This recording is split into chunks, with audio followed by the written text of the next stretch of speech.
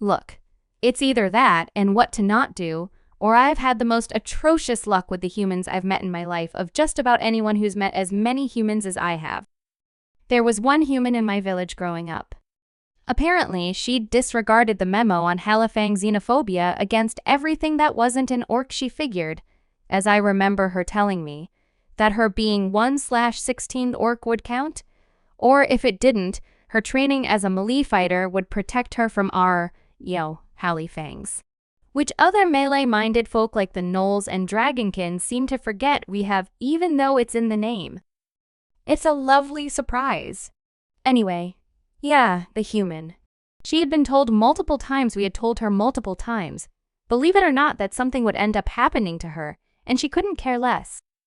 We had told her multiple times before that martial melee specializations aren't something that women are supposed to have in Halifang society. And a few of the braver ones apparently even told her to go somewhere more civilized. So when someone jumped her at night, yeah, she won. That happened 5 more times before those who wanted her out of the village just gave up. I think she still lives there. Not that I'd know, Let's just say I had a falling out with the village and leave it at that. I'd only burn a few houses down if I had to go back there. Surprisingly, no human traders actually turned up to our village when I was young. At least, not that I met or recall, so the second time I met a human was in ye olde adventuring pub.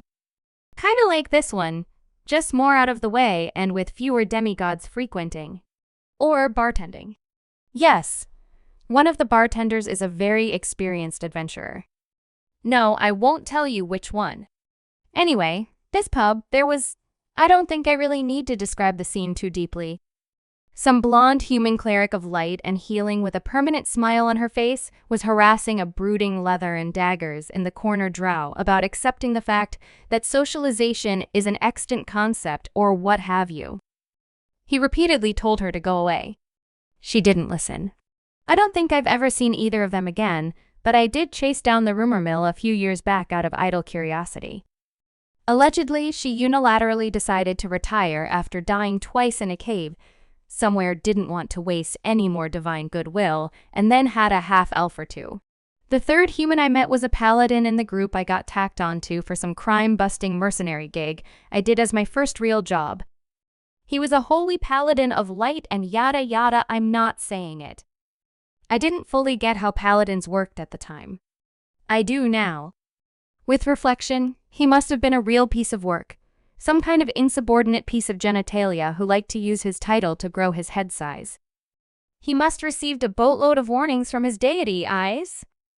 Already, because when he shanked some poor sod in cold blood, he just got dropped dead right on the spot. Yeah. Some types of paladin oaths allow your power givers to do that to you if you're a jerk. That was also where stuff went. Shall I say, downhill? The fourth human I met was one of the crime head's goons. The original party sorcerer, out of spells, decided to bluff and tell the 2 goons, quote, "Don't try me." So of course the human did. That was the day I found out that pseudo-trolls bleed purple. Fortunately, none of the tackers on were human, so none of them said no when I decided we might be better off running away. For what it's worth, that crime ring went legit, and got a pardon from someone hoity enough to give them one after some incident involving an Adderin too.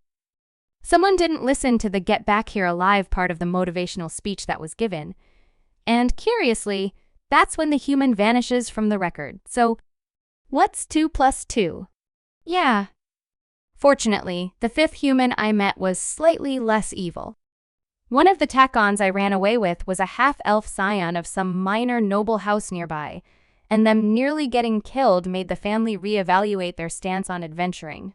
The 5th human, then, was the half-sister of this half-elf, and she took over as the family glory winner. The half-elf told her to get lost. She didn't. I ended up in the same new adventuring group as her.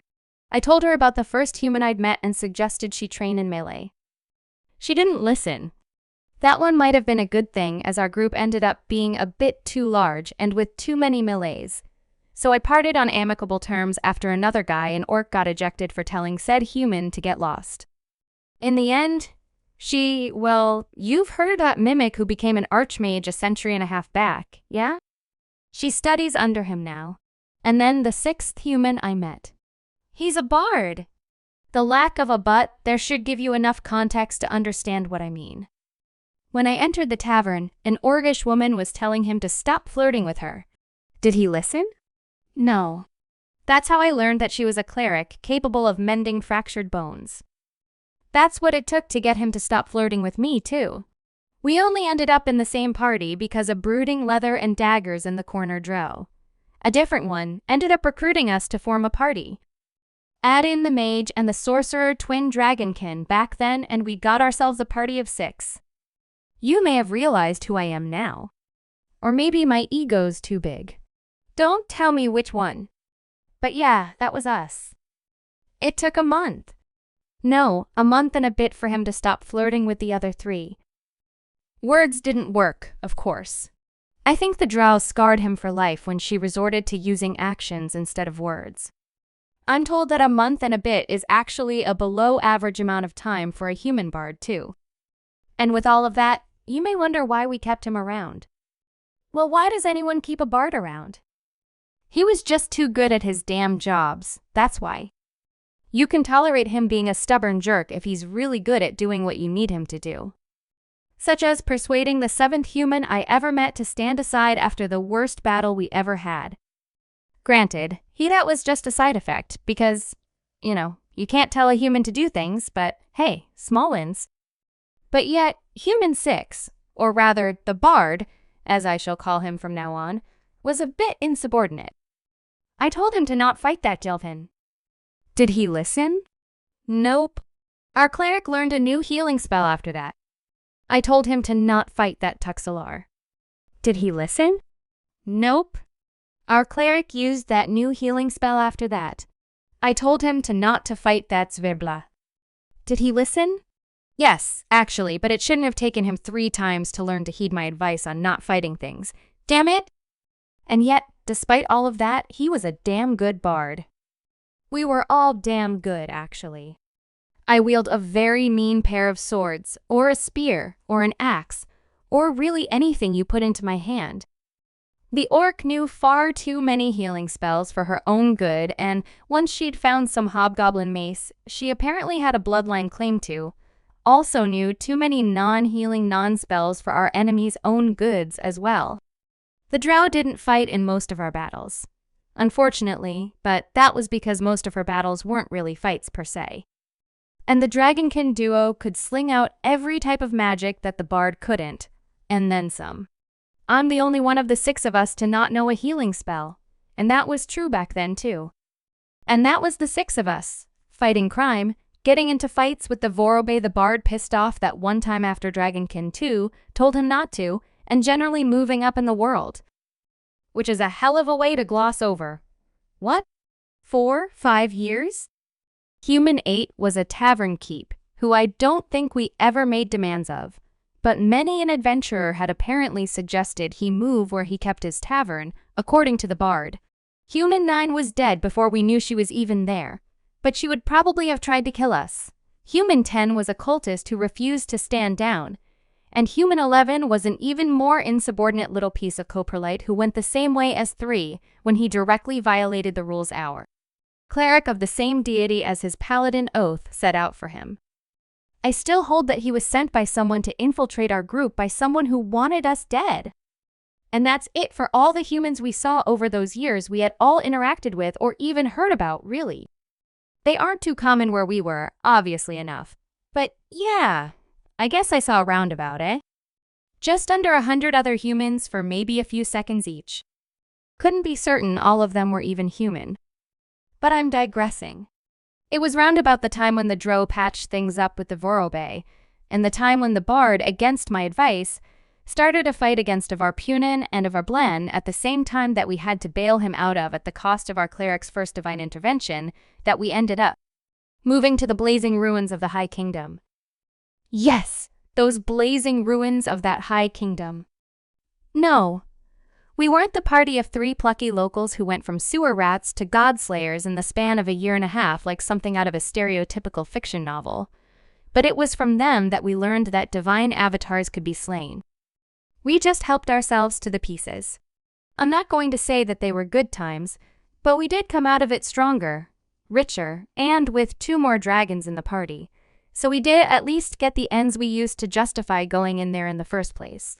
And we only saw 1 group of humans in that place. 1 group of 5. 12 through 16 by my count. Lovely people, brilliant fighters. For some of the time we were there, I would have sacrificed everything for them. And then, help us with this last vault, and we'll both be able to go home. Those were the exact words of our Dro. To their leader. A bard of his own right, who clearly had the hots for her and had yet to receive a physical rejection. I don't know what went through their heads, but it must have flipped a switch somewhere. Gods, I've dealt with the memories now, but I really did lose all the trust I thought I'd gained. One hell of a backstab. Nearly worked, too. I think if the bard hadn't feigned joining them and they hadn't outright ordered him to join in, it would have worked too. I guess that's why we left in the end. That made us too much of a mess of a party.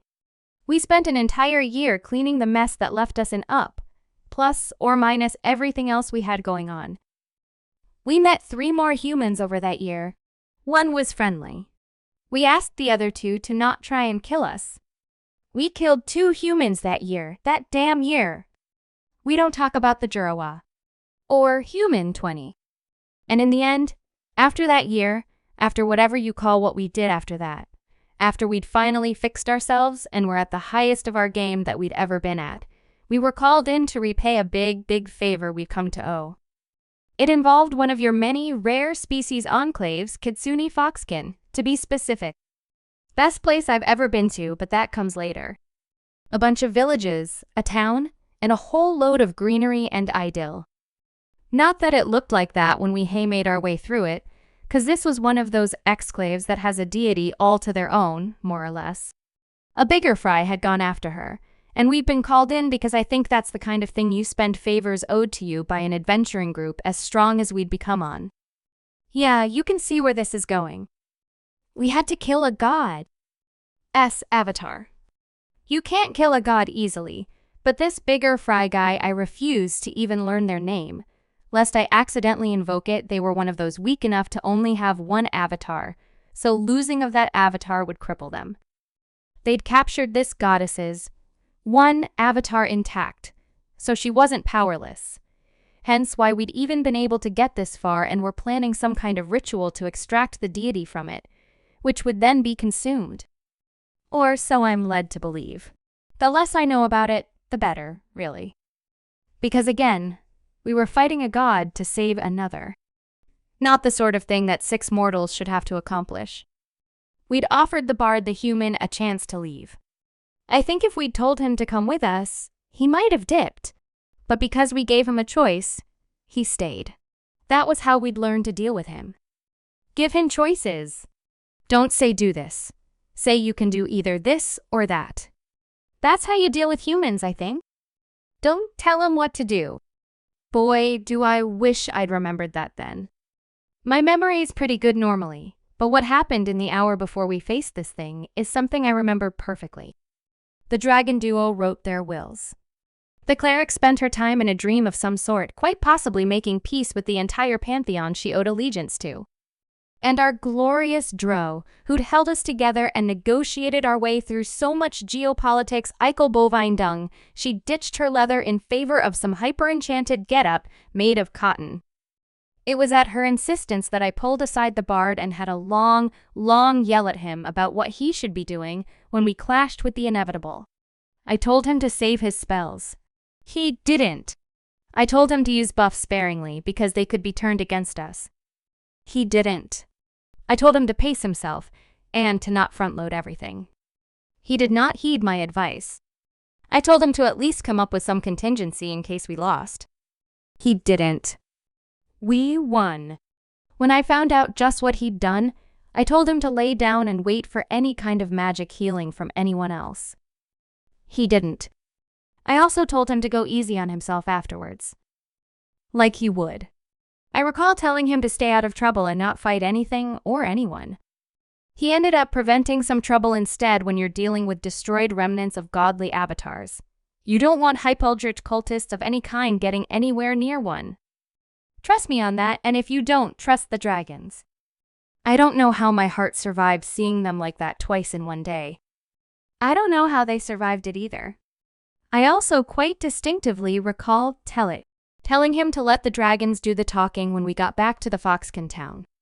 He didn't. Fortunately, when you're as strong as we'd become then, and as strong as we still are now, hey, you can survive being moshed by a group of regular civilians, no matter how jubilant they are. And I very, very distinctly recall telling the bard, quote, "Do not the goddess." I actually quite enjoy the babysitting.